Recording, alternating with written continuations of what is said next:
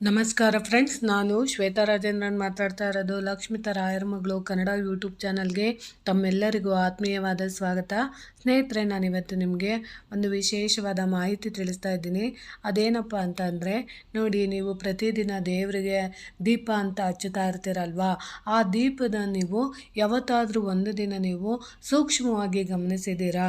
ನಮ್ಮ ಮನೆಯಲ್ಲಿ ನಾವು ಪ್ರತಿದಿನ ದೀಪ ಹಚ್ಚುತ್ತಾ ಇರೋವಂಥದ್ದು ದೇವರಿಗೆ ಇಷ್ಟ ಆಗ್ತಿದೆಯಾ, ಇಷ್ಟ ಆಗ್ತಿಲ್ವ ಅಂತ ನೀವು ಒಂದು ದಿನನಾದರೂ ಕೂತು ಅಬ್ಸರ್ವ್ ಮಾಡಿದರೆ ನಿಮಗೆ ಗೊತ್ತಾಗುತ್ತೆ. ಅದ್ರ ಬಗ್ಗೆ ನಾನು ಇವತ್ತು ನಿಮಗೆ ಮಾಹಿತಿನ ತಿಳಿಸ್ತಾ ಇದ್ದೀನಿ. ಯಾಕಂದರೆ ನೋಡಿ, ನಾವು ಕೆಲವೊಂದು ಮನೆಗಳಲ್ಲಿ ದೇವರದ ದೀಪ ಹಚ್ಚಿದಾಗ ಅದರದೇ ಆದ ರೀತಿಗಳಲ್ಲಿ ದೇವರ ಮುಂದೆ ದೀಪಗಳು ಉರಿತಾ ಇರುತ್ತೆ.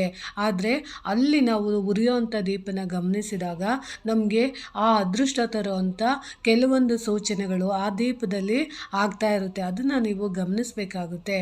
ನೋಡಿ, ಯಾವ್ಯಾವ ರೀತಿ ನಮಗೆ ದೇವರ ಮನೆಯಲ್ಲಿ ಹಚ್ಚಿದಂಥ ದೀಪ ನಮಗೆ ಅದೃಷ್ಟನ ತರುತ್ತೆ ಅನ್ನೋದ್ರ ಬಗ್ಗೆ ನಾನು ನಿಮಗೆ ಮಾಹಿತಿ ತಿಳಿಸ್ತಾ ಇದ್ದೀನಿ.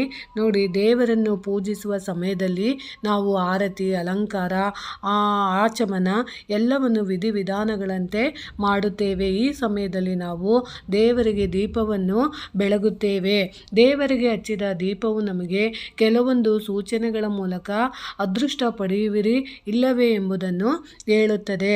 ಸನಾತನ ಧರ್ಮದಲ್ಲಿ ಪೂಜೆಯ ಸಮಯದಲ್ಲಿ ದೀಪಗಳನ್ನು ಹಚ್ಚುವ ಸಂಪ್ರದಾಯ ಪ್ರಾಚೀನ ಕಾಲದಿಂದಲೂ ನಡೆದುಕೊಂಡು ಬಂದಿದೆ. ದೀಪವನ್ನು ಮಂಗಳಕರ ಸಂಕೇತವೆಂದು ಪರಿಗಣಿಸಲಾಗುತ್ತದೆ. ಪೂಜೆಯ ಸಮಯದಲ್ಲಿ ಬೆಳಗ್ಗೆ ಮತ್ತು ಸಂಜೆ ದೀಪವನ್ನು ಬೆಳಗಿಸುವುದರಿಂದ ಮನೆಯಲ್ಲಿ ಸಂತೋಷ ಮತ್ತು ಸಮೃದ್ಧಿ ಉಂಟಾಗುತ್ತದೆ ಎಂದು ಧಾರ್ಮಿಕ ನಂಬಿಕೆ ಇದೆ. ಶಾಸ್ತ್ರದ ಪ್ರಕಾರ ದೇವರ ದೀಪದ ಬೆಂಕಿಯು ಅನೇಕ ರೀತಿಯ ಚಿಹ್ನೆಗಳನ್ನು ನೀಡುತ್ತದೆ. ಇದರಿಂದಾಗಿ ವ್ಯಕ್ತಿಯ ಅದೃಷ್ಟವು ಹೊಳೆಯಲು ಪ್ರಾರಂಭವಾಗುತ್ತದೆ. ದೀಪದ ಜ್ವಾಲೆ ನೀಡುವ ಸೂಚನೆಗಳು ಯಾವುವು ಗೊತ್ತಾ? ನೋಡಿ, ದೇವರಿಗೆ ತುಪ್ಪದ ದೀಪ ಹಚ್ಚುವುದರ ಪ್ರಯೋಜನಗಳು. ಪೂಜೆಯ ಸಮಯದಲ್ಲಿ ತುಪ್ಪದ ದೀಪವನ್ನು ದೇವರಿಗೆ ಹಚ್ಚುವುದನ್ನು ಸಹ ಮುಖ್ಯವೆಂದು ಹೇಳಲಾಗುತ್ತದೆ. ಪೂಜೆಯ ಸಮಯದಲ್ಲಿ ತುಳಸಿ ಗಿಡದ ಬಳಿ ತುಪ್ಪದ ದೀಪವನ್ನು ಹಚ್ಚಿದರೆ ಅದು ನಕಾರಾತ್ಮಕ ಶಕ್ತಿ ಮತ್ತು ವಾಸ್ತು ದೋಷಗಳನ್ನು ತೊಡೆದು ಹಾಕುತ್ತದೆ ಹಾಗೂ ಮನೆಯಲ್ಲಿ ಸುಖ ಮತ್ತು ಸಂತೋಷವನ್ನು ನೀಡುತ್ತದೆ. ಪೂಜೆಯ ಸಮಯದಲ್ಲಿ ತುಪ್ಪದ ದೀಪವನ್ನು ದೇವರಿಗೆ ಹಚ್ಚುವುದು ನೀವು ಸರ್ವೇ ಸಾಮಾನ್ಯವಾಗಿ ನೋಡಿರ್ತೀರ.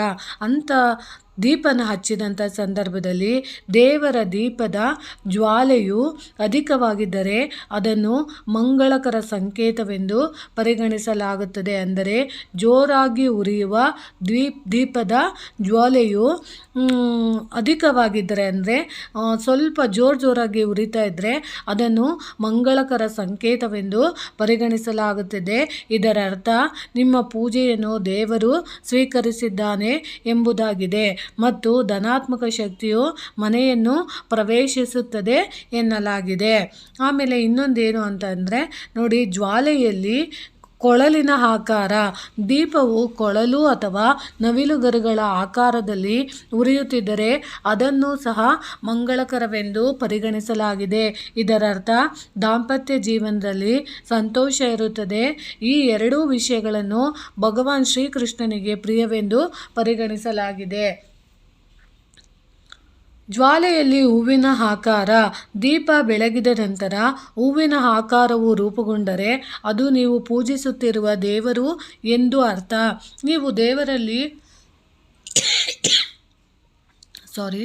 ನೀವು ದೇವರಲ್ಲಿ ಪ್ರಾರ್ಥಿಸಿಕೊಂಡ ನಿವೇದನೆಯು ದೇವರನ್ನು ತಲುಪಿದೆ ಮತ್ತು ನೀವು ಪೂಜೆಯ ಸಂಪೂರ್ಣ ಫಲಿತಾಂಶವನ್ನು ಪಡೆಯುತ್ತಿದ್ದೀರಿ.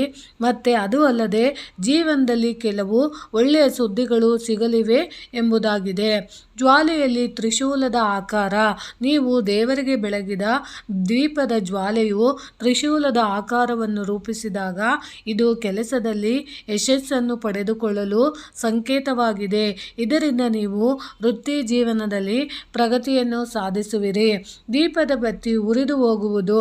ದೇವರಿಗೆ ದೀಪವನ್ನು ಬೆಳಗಿದ ನಂತರ ದೀಪದಲ್ಲಿನ ಸಂಪೂರ್ಣ ಬತ್ತಿಯು ಉರಿದು ಹೋದರೆ ಅದನ್ನು ಮಂಗಳಕರವೆಂದು ಪರಿಗಣಿಸಲಾಗುತ್ತದೆ. ಈ ದೀಪವನ್ನು ಬೆಳಗಿದ ವ್ಯಕ್ತಿಯು ದೇವರು ದೇವತೆಗಳ ಆಶೀರ್ವಾದವನ್ನು ಪಡೆಯಲಿದ್ದಾನೆ ಎಂದು ಇದು ಸೂಚಿಸುತ್ತದೆ. ನೋಡಿದ್ರೆ ಸ್ನೇಹಿತರೆ, ಈ ರೀತಿಗಳಲ್ಲಿ ನೀವು ಮನೆಯಲ್ಲಿ ಬೆಳಗಿದಂಥ ದೀಪಗಳು ಈ ಚಿಹ್ನೆಗಳನ್ನ ನಿಮಗೆ ಕಾಣಿಸಿದ್ದೆ ಆದರೆ ಖಂಡಿತವಾಗ್ಲೂ ದೇವರು ನಮಗೆ ಅನುಗ್ರಹ ಮಾಡ್ತಿದ್ದಾರೆ ಅಂತ ನಾವು ತಿಳ್ಕೊಬೋದು.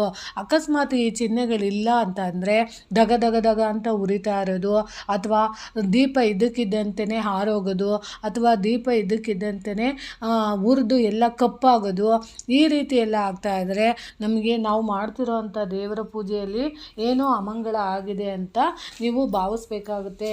ಈ ರೀತಿ ಚಿಹ್ನೆಗಳೇನಾದರೂ ಕಾಣಿಸಿದಾಗ ದೇವರಿಗೆ ನಾವು ಮಾಡಿದಂತಹ ದೀಪದ ಸೇವೆ ಖಂಡಿತವಾಗ್ಲೂ ಇಷ್ಟ ಆಗಿದೆ, ನಾವು ಮಾಡ್ತಿರೋ ಅಂಥ ದೇವರ ಪೂಜೆ ದೇವರಿಗೆ ತೃಪ್ತಿ ತಂದಿದೆ ಅನ್ನೋ ಚಿಹ್ನೆಗಳ ಮುಖಾಂತರ ನಮಗೆ ದೇವರು ನಮಗೆ ಇದ್ದಾನೆ ಮತ್ತು ನಮಗೆ ನಮ್ಮ ಮನೆಯಲ್ಲಿ ಅದೃಷ್ಟನ ತಂದು ಕೊಡೋದಕ್ಕೆ ದಾರಿ ಮಾಡಿಕೊಡ್ತಿದ್ದಾರೆ ಅನ್ನೋದನ್ನ ನೀವು ಅರ್ಥ ಮಾಡ್ಕೊಬೇಕಾಗುತ್ತೆ. ಸ್ನೇಹಿತರೆ, ಈ ಮಾಹಿತಿ ನಿಮಗೆ ಇಷ್ಟ ಆಗಿದ್ದರೆ ದಯವಿಟ್ಟು ನನ್ನ ಚಾನಲ್ನ ಸಬ್ಸ್ಕ್ರೈಬ್ ಮಾಡ್ಕೊಂಡು ನೋಡಿ, ಹೆಚ್ಚೆಚ್ಚು ವಿಡಿಯೋನ ಶೇರ್ ಮಾಡಿ ಮತ್ತು ಲೈಕ್ ಮಾಡಿ. ಹೊಸದಾಗಿ ಯಾರಾದರೂ ನನ್ನ ಚಾನಲ್ ನೋಡ್ತಿದ್ರೆ ದಯವಿಟ್ಟು ಸಬ್ಸ್ಕ್ರೈಬ್ ಮಾಡ್ಕೊಂಡು ನೋಡಿ ಅಂತ ತಿಳಿಸೋಕ್ಕೆ ಇಷ್ಟಪಡ್ತೀನಿ. ಪ್ರೀತಿಯ ಧನ್ಯವಾದಗಳು ಸ್ನೇಹಿತರೆ.